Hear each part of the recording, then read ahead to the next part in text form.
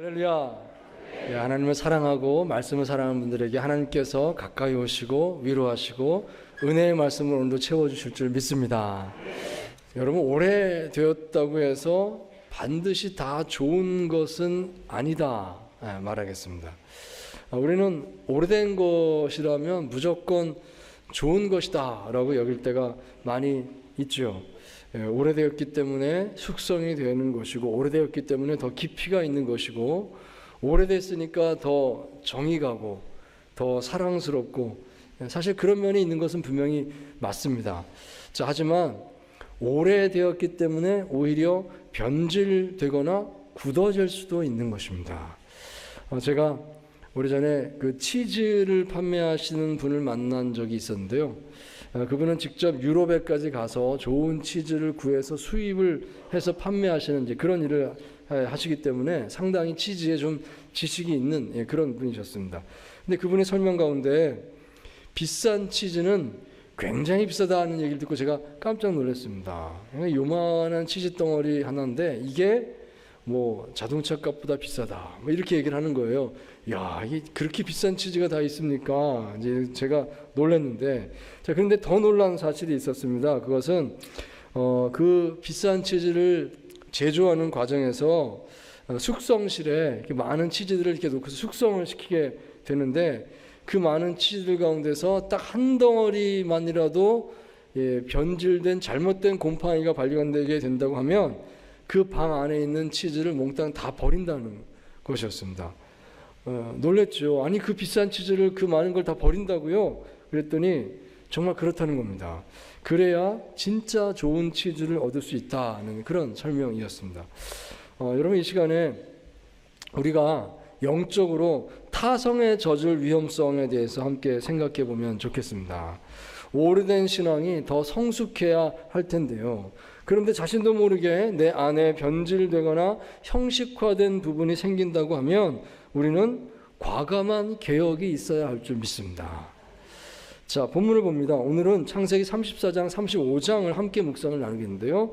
오늘 본문 말씀은 야곱이 20년 만에 가나안 땅에 돌아와서 세겜성에 정착을 하게 되고 거기 땅을 사서 제단을 쌓고 엘로의 이스라엘, 하나님, 이스라엘의 하나님, 지난주에 봤죠. 나의 하나님이다.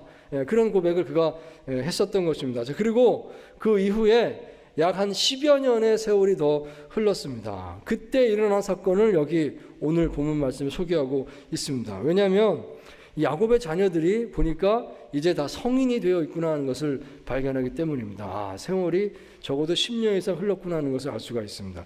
자, 그런데 그때 야곱은 영적으로 많이 무디어져 있었습니다. 하나님을 믿는다고 하면서도 현실의 삶에 찌들어 있었다고 할까요? 세겜에 오래 살면서 야곱은 자신도 모르게 세겜 사람들을 상당히 닮아가고 있었습니다. 하지만 문제는 본인이 그걸 모르고 있었다는 사실입니다. 그냥 평안하다. 이만하면 나는 하나님 잘 믿고 있다. 이렇게만 생각했던 것이죠. 자기가 그렇게 변질되고 있다는 사실을 야곱은 스스로 잘 몰랐다는 것입니다. 자, 그런데 그때 야곱에게 뜻하지 않았던 큰 사건이 터지고 말았습니다. 야곱의 외동딸 디나가 세겜성의 성주의 아들, 그 사람 이름이 또 세겜인데요. 그 세겜에게 성폭행을 당하는 비극적인 사건이 발생을 했습니다. 자, 하지만 그래도 불행 중 다행이라고 할까요? 이 세겜은 그의 아버지 하물과 함께 야곱의 집에 와서 정식으로 결혼을 요청을 했습니다. 빙패는 얼마든지 드릴 테니 디나를 우리 집에 주십시오. 그렇게 청을 했던 것입니다. 자, 그렇지만 대화가 진행되는 과정에서 이 야곱의 아들들이 분노하게 되고 결국 그들은 속임수를 씁니다. 너희 남자들도 우리처럼 할례를 받으면 그러면 우리가 너희와 연합할 수 있겠다. 이렇게 말합니다. 그들이 너희 딸을 우리에게 주고 우리 딸을 너희가 갖고 서로 우리가 통혼을 하자, 서로 결혼을 하자. 그러면 서로 다 좋지 않느냐? 즉 하나가 되자. 이렇게 말을 한 건데요. 거기에 그들이 이렇게 말을 한 겁니다. 너희가 우리처럼 할례를 받으면 생각해 보자. 이렇게 했던 것인데요. 자, 그래서 이 세겜의 남자들은 다 그 말을 믿고 할례를 받았다 하는 것이죠. 자, 그렇지만 사흘 후에 이 야곱의 아들들은 칼을 들고 이 세겜성에 들어가서 할례를 받고 아파서 누워있는 이 세겜성의 남자들을 다 죽였습니다. 그리고 처자와 재산을 강탈을 하는 끔찍한 일을 저지르고 말았습니다. 야곱은 이 일로 인해서요, 큰 두려움에 빠졌다는 것입니다. 이제 가나안 땅의 다른 민족들이 이 소문을 듣고 우리에게 보복하러 올 텐데, 그렇게 되면 우리는 다 죽은 목숨이 아니냐, 그들은 숫자가 많고 우리는 적은 수인데 우리가 다 이제 죽게 생겼다, 공포에 떨었다는 것입니다. 자, 그제서야 야곱은 자신의 영적인 상태에 큰 문제가 있었음을 깨닫게 되었구나 하겠습니다. 그동안 얼마나 자신이 아니란 삶을 살았었는지를 알게 되었습니다. 하지만 이미 늦었죠. 자신의 힘으로 바로잡을 수 있는 것이 없었다 하는 것입니다. 자, 바로 그때 하나님께서 야곱에게 말씀을 하신 것입니다. 이렇게 말씀하셨습니다. 일어나 베델로 올라가라 하셨습니다. 하나님은 이 야곱의 이 실패한 모습을 보시고 그를 버리신 것이 아니라 그를 다시 부르셨습니다. 불러서 야곱이 지난 30년 이상 동안 잊고 있었던 그 베델을 다시 일깨워 주시면서 다시 야곱으로 하여금 베델로 올라가라, 베델에서 하나님을 만나자, 나를 만나자라고 그렇게 초청을 해 주셨던 것입니다. 자, 여러분, 이 사건이 의미하는 바가 무엇일까요? 오늘 우리는 타성에 젖은 신앙인이 되지 않기 위해서 이것을 주의해야 하겠습니다. 자, 첫 번째로 우리는 하나님 앞에서 영적인 민감성을 가져야 하겠습니다. 자, 34장 9절과 10절 말씀입니다. 같이 읽겠습니다. 시작. 너희가 우리와 통혼하여 너희 딸을 우리에게 주며 우리 딸을 너희가 데려가고 너희가 우리와 함께 거주하되 땅이 너희 앞에 있으니 여기 머물러 매매하며 여기서 기업을 얻으라 하고. 아멘. 자, 이 말은 이 세겜성의 성주 하물이 자신의 아들 세겜과 이 야곱의 딸 디나의 결혼을 설득하는 과정에서 한 말이었습니다. 이 말의 뜻은요, 명백한 것이죠. 너희 집안이 우리 민족 안으로 편입해 들어오기를 바란다, 이런 거였습니다. 통혼을 하자라고 그렇게 말을 했으니까요, 서로 결혼하자는 얘기는 민족을 하나로 합치자, 그런 이야기를 하는 것이었습니다. 어떻게 보면 이것은 그들의 입장에서는 호의라고 말할 수 있습니다. 하나로 해주겠다, 받아들여주겠다 했으니까요. 하지만 하나님의 언약의 백성으로서의 정체성을 생각한다면 이것은 절대로 받아들일 수 없는 일이었습니다. 하나님의 백성이 될 사람들이 만약에 그 희위 족속이거든요. 그들은 희위 족속 안으로 섞여 들어가 버리게 된다고 한다고 하면 내가 너희로 큰 민족을 이루겠다 하셨던 그 하나님의 언약은 물거품이 되고 마는 것이죠. 그 말씀은 아무것도 아닌 것이 되어버리고 마는 것입니다. 자, 그런데요, 이런 중요한 말을 지금 여기서 이렇게 하고 있는데 오늘 본문 말씀을 살펴보시면 야곱이 어떻습니까? 야곱이 침묵하고 있는 것을 보는 것입니다. 그는 이 하몰의 제안에 대해서 바로 거절하지 않았습니다. 아니, 그게 무슨 말입니까? 난 도저히 그걸 받아들일 수 없습니다. 당연히 하나님의 약속을 받은 이 약속의 그 백성의 조상된 야곱이라고 한다고 하면 거절해야 맞는 것이죠. 그런데 그는 아무런 말도 하지 않고 가만히 있습니다. 아마도 유혹을 느꼈던 것 같습니다. 야, 저 민족에 합치는 게 나을까? 이런 생각을 속으로 하지 않았나, 이런 생각이 듭니다. 자, 34장 30절 말씀 우리 같이 다시 읽도록 하겠습니다. 시작. 야곱이 시몬과 레위에게 이르되 너희가 내게 화를 끼쳐 나로 하여금 이 땅의 주민 곧 가나안 족속과 브리스 족속에게 악취를 내게 하였도다. 나는 수가 적은즉 그들이 모여 나를 치고 나를 죽이리니 그러면 나와 내 집이 멸망하리라. 아멘. 자, 보시면 이 말씀은 야곱의 말인데요, 야곱이 주변 가나안 족속들이 쳐들어와서 우리를 죽일까봐 두렵다, 지금 그 고백을 하고 있는 그 내용입니다. 그들은 수가 많고 우리는 수가 적으니 우리가 다 죽게 되지 않겠느냐. 자, 그런데요, 우리가 성경에서 이 말씀을 읽으면서, 이 부분을 읽으면서 좀 아쉬운 마음이 든다 하겠습니다. 그때 야곱이 이 고백을 했는데, 자, 그런데 야곱이 할 말이 이거밖에 없었던 것일까요? 사실 이 말보다 야곱이 먼저 아들들에게 해야 할 말이 있었지 않겠는지요. 이런 말입니다. 너희가 어떻게 하나님의 백성으로서 이런 짓을 할 수가 있느냐. 이것은 하나님 앞에서 죄악이다. 따끔하게 아들들에게 그 말을 해줘야 되지 않았겠는가 하는 것입니다. 세겜 사람들에게 속여서 할례를 받으면 우리가 당신네와 한 민족이 될 수 있습니다. 할례를 받으세요. 뭐 이렇게 속여놓고 나서 그들이 다 할례 받아서 누워 있으니까 가서 칼로 다 찔러 죽였지 않습니까? 끔찍한 일입니다. 속여서 사람을 죽였으니까요. 그리고 그들의 재산을 다, 가족들을 다 뺏어 갖고 온 겁니다. 이건 강도짓이 아니겠습니까? 명확하게 이 야곱은 자기 아들들의 이 잘못을 분명히 지적했어야 맞다 하는 것입니다. 자, 야곱 자신이요, 형 에서를 속임으로 인해서 집을 떠나서 20년간 고통의 세월을 보낸 경험이 있습니다. 또한 자기 외삼촌 라반의 그 속이는 행동을 통해서 얼마나 그가 피눈물 나는 그런 세월을 보내셨습니까? 그런 경험을 했던 야곱 자신입니다. 그러니까 그는 결심해야 되는 것입니다. 다시는 남을 속이는 삶을 살지 않겠다. 얼마나 이게 고통스러운 삶인가. 자기 아들들에게도 그렇게 가르쳐야 되는 것입니다. 절대로 너희는 남을 속이는 삶을 살지 마라. 하나님 앞에서 진실해라. 그래야 되는 거 아니겠습니까? 자, 그런데 야곱은 변해 있었습니다.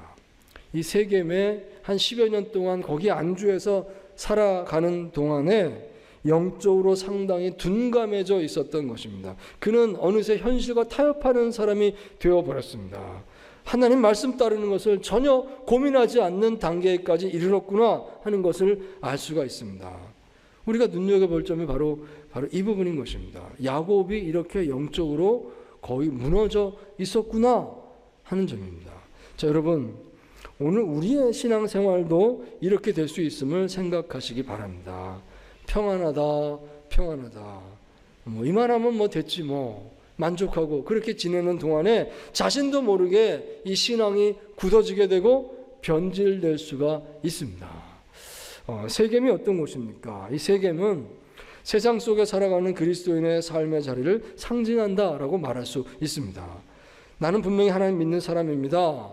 하지만 세상 속에 살다 보니까 그래도 이 세상에 흐름이란 게 있지 않습니까? 맞춰서 살아야 되는 거니까. 그래서 또 적당히 맞춰야 되는 부분이 있습니다. 그러다 보니까 나도 모르게 거기에 동화되는 부분이 생길 수 있는 것입니다. 하나님 믿는 사람이니까 이렇게 옳게 살아야지라고 생각은 해요. 하지만 그래도 문화적으로 좀 부드럽게 하다 보니까 맞추게 되고 물들어가고 하는 것이 생기지 않느냐 하는 것이죠. 마음속으로는 내가 하나님 믿어야지라는 생각 그대로 가지고 있습니다. 분명히 그 의식 잘 유지하고 있습니다. 하지만 나도 모르게 세상의 문화, 세상의 사고방식, 세상의 욕망을 따라가게 되는 것입니다. 금묵자흑이라고 하지 않습니까? 먹을 가까이 하는 자는 거머쥐기 마련입니다. 그러므로 우리는 하나님 앞에서 영적인 민감성을 가져야 한다는 것입니다. 나도 모르게, 나 하나님 믿는다고 하지만 나도 모르게 그냥 물들어가는 것 없습니까? 세상에 하는 방식 그대로 나도 따라가는 것 없습니까? 우리가 한번 질문해 봐야 되겠습니다. 사랑하는 성도 여러분, 오늘 여러분은 하나님 앞에서 영적으로 건강한 삶을 살고 있다 자부하시겠는지요? 진짜 그리스도인답게 경계심을 가지고 잘 분별하는 삶을 살고 계시는가요? 참으로 영적인 민감성을 가지시기를 축원드립니다. 자, 두 번째로 우리는 과감하게 버릴 것은 버릴 수 있어야 하겠습니다. 자, 창세기 35장 2절과 4절 말씀을 우리 같이 다시 한번 읽도록 하겠습니다. 시작.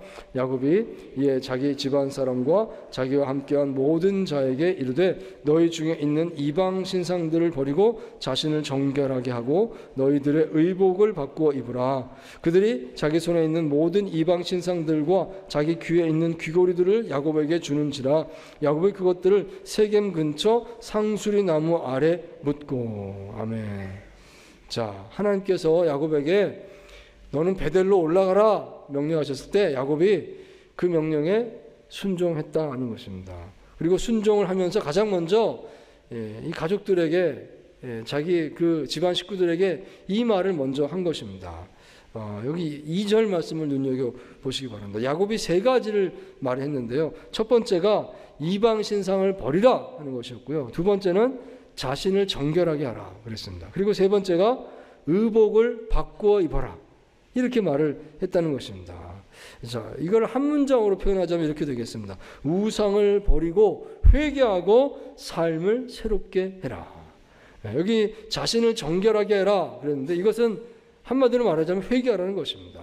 나 자신을 회개하고 거듭나게 해라. 그리고 의복을 바꿔 입으라 그랬는데 이것은 삶을 바꾸라는 것이죠. 의복은 우리의 겉모습을 나타내는 것이고 옷을 바꿔 입으라는 얘기는 삶을 새롭게 바꾸라 이런 뜻이 되는 것입니다. 자, 그 얘기를 한 것입니다. 자, 그러면서 그 시작이 무엇인가 하면 우상을 버리는 것이다. 거기서부터 시작되는 것이었습니다.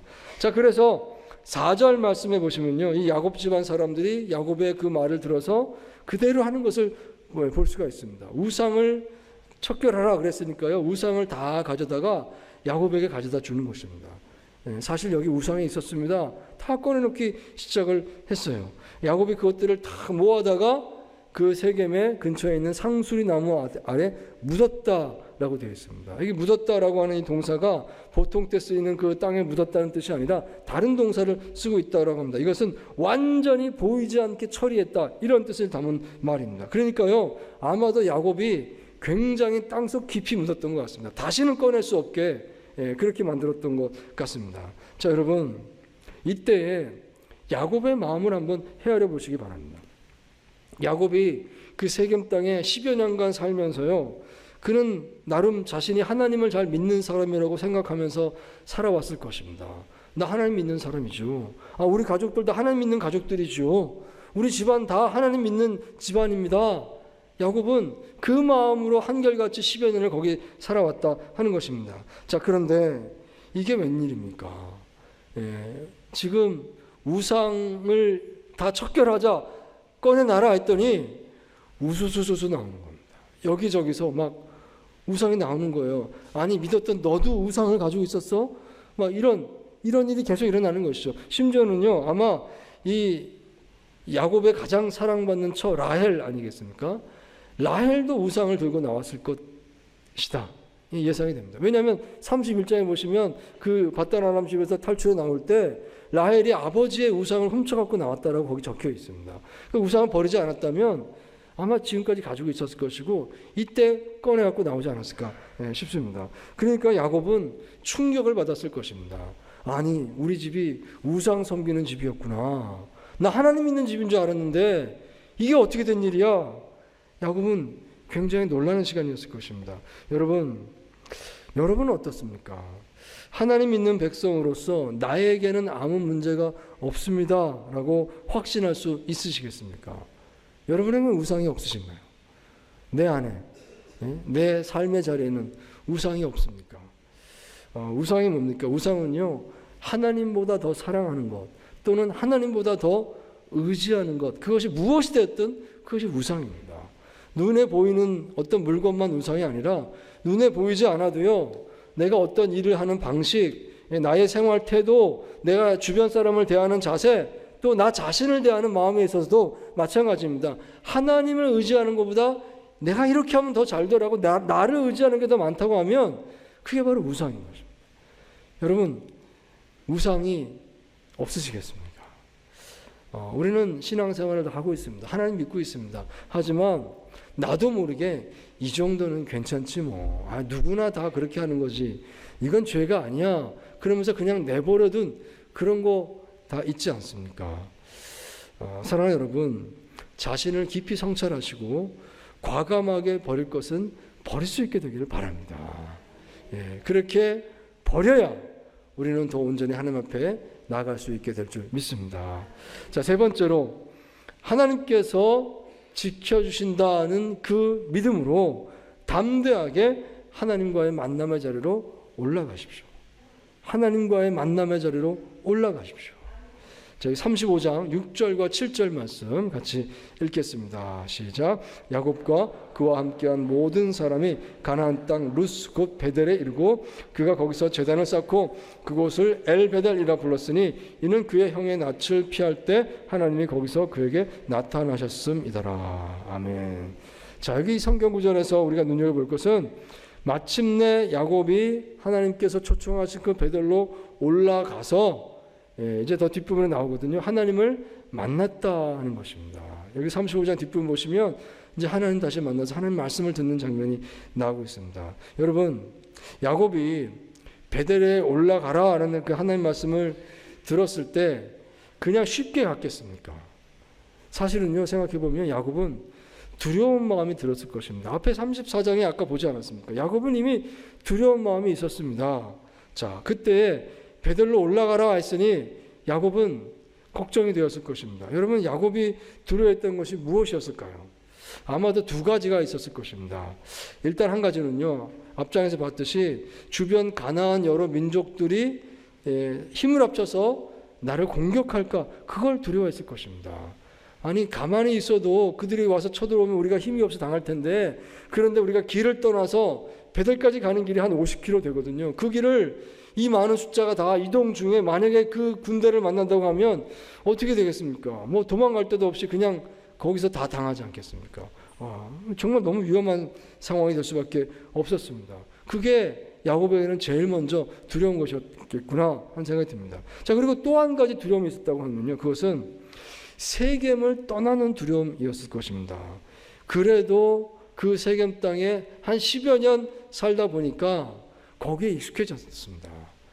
거기서 자녀들과 함께 지냈고, 거기서 일을 열심히 했고, 집을 지었고, 거기서 땅을 사고, 거기서 오랫동안 살았던 것입니다. 그러니까 여기서도 내가 잘 살 수 있겠구나, 그런 마음 들지 않았겠습니까? 자, 그런데 이제 다시 베델로 가라, 그 먼 곳으로 다시 이동해라 라고 하니까 걱정되지 않았겠습니까? 과연 거기서도 내가 잘 살 수 있을까? 옛날에 혼자 간 적은 있었어요. 하지만 온 가족들, 온 재산을 다 데리고 거기 간다는 것은 모험이 아니지 않겠습니까? 과연 거기에 목초지가 충분할까? 우물이 있을까? 또 거기서 만나는 새로운 사람들, 그들은 친절한 사람들일까? 걱정이 많았을 것입니다.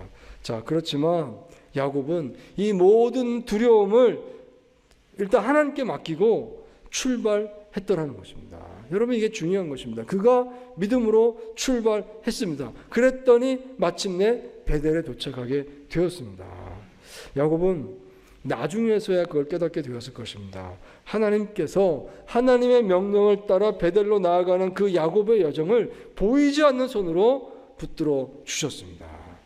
다 지켜주셨습니다. 여기 35장 5절 본문 말씀 보시면요, 이렇게 되어 있죠. 하나님이 그 사면 고을들로 크게 두려워하게 하셨으므로 야곱의 아들들을 추격하는 자가 없었더라 라고 기록하고 있습니다.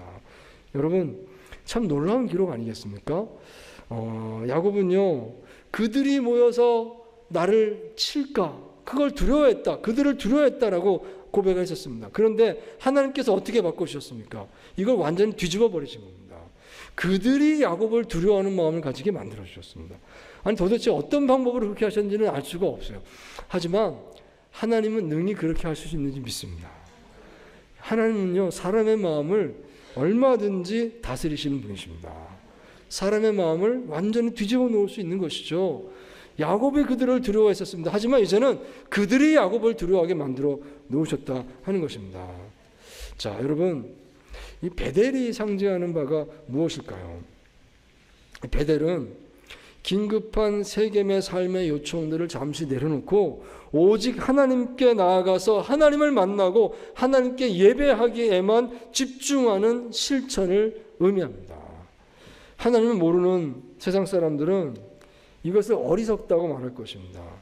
아니, 일요일에 그 장사가 얼마나 잘 됐는데 일요일날 가게 문 닫고 교회를 가? 이렇게 어리석냐? 왜 그렇게 꼭 하나님 믿어야 되느냐? 좀 듬성듬성 해라. 좀 이런 것 좀 지혜롭게 해라. 아마 세상 사람들은 그렇게 말하지 않겠습니까? 아니, 그렇게 피곤한데 뭐하러 그렇게 새벽 기도를 가냐? 하루에 다 그 컨디션 망친다. 좀 잠 좀 더 자라. 세상 사람들 그렇게 말하지 않겠습니까? 아니, 그런데 금요일 기도회는 왜 또 가냐? 새벽에 갔으면 됐지. 너무 피곤하지 않냐? 아니, 또 수요예배는 왜 가냐? 모르는 사람들은요, 그렇게 말하지 않겠습니까?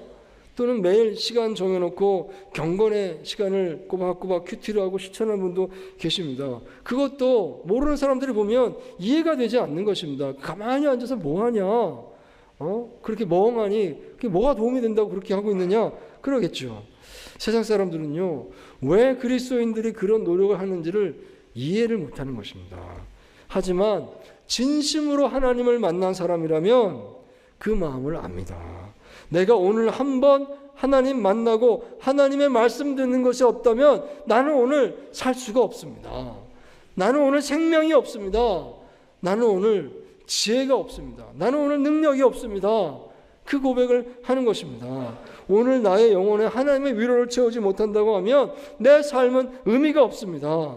세상에서 아무리 열심히 노력하고 자기 지혜로 많은 일을 한다고 한다 할지라도 하나님과의 만남이 없는 삶은 죽은 삶입니다. 우리 믿는 사람들은, 하나님을 온전히 아는 사람들은 그 마음을 알고 있습니다. 그래서 하나님께서 우리를 베들로 부르시는 것입니다. 우리가 세상에서 묻혀 살다 보면요, 세상 사람들하고 비슷해집니다. 다 귀찮아집니다. 뭐 이렇게 열심히 더 예배당에 나가나 이런 생각이 들죠. 그러다 보면 서서히 나도 모르게 무뎌집니다. 신앙이 망가집니다. 결국은 뭔가 큰일이 터지면 그제서야 야, 내가 잘못했구나, 그제서 알게 되죠. 그때 하나님 어떻게 하십니까? 우리를 포기하시는 것이 아니라 우리를 베들로 올라가자, 베들로 부르신다는 것입니다. 여러분, 그 하나님의 부르심을 지금 먼저 들으시고 따를 수 있게 되길 축원드립니다. 하나님 앞에 나아가시기를 바랍니다. 나의 인간적인 노력을 내려놓고 내가 먼저 하나님께 나아갈 때 하나님께서 그를 반드시 보호해 주실 것입니다. 아니, 이거 다 내려놓고 가면 어떻게 돼요? 나도 좀 이걸 해야 되는데 하나님 좀 양해해 주세요. 그런 말씀 드리고 싶죠. 하지만 일단 내려놓고 하나님밖에 없습니다 라고 나가면 하나님이 다 메꿔주시고 채워주시고 돌봐주시는 줄 믿습니다. 여러분, 대전에 성심당이라고 하는 제과점이 있죠. 여러분 아시는 분은 다 아실 겁니다. 이제는 뭐 우리나라의 유명한 빵집이 됐으니까요. 1956년도에 문을 연 가게인데요. 그때 전쟁 직후 아니겠습니까? 그때 아무것도 없이 무작정 대전에 가게 되었던 임길순, 한순덕 부부는 어디를 갈지 몰라서 일단 성당을 찾아갔었다고 합니다. 갔더니 마침 미군이 준 구호물자로 밀가루 2포대가 있어서 그걸 이렇게 주더랍니다.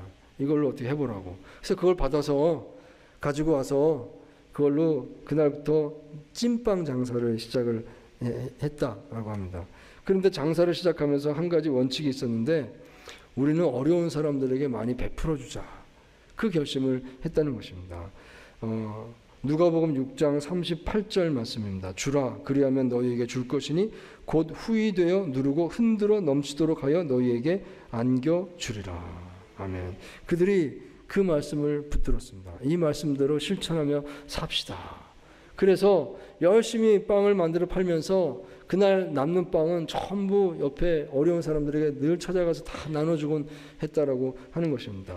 지금도 이제 그렇게 한다라고 하는 것이죠. 자, 그렇게 성실하게 진실하게 열심히 빵을 만들어서 판매하고 그렇게 살아온 결과 지금은 이 성심당이 전국에서 아주 유명한 빵집이 되었습니다. 이 성심당의 그 매출 그 액수를 보면요, 어마어마합니다.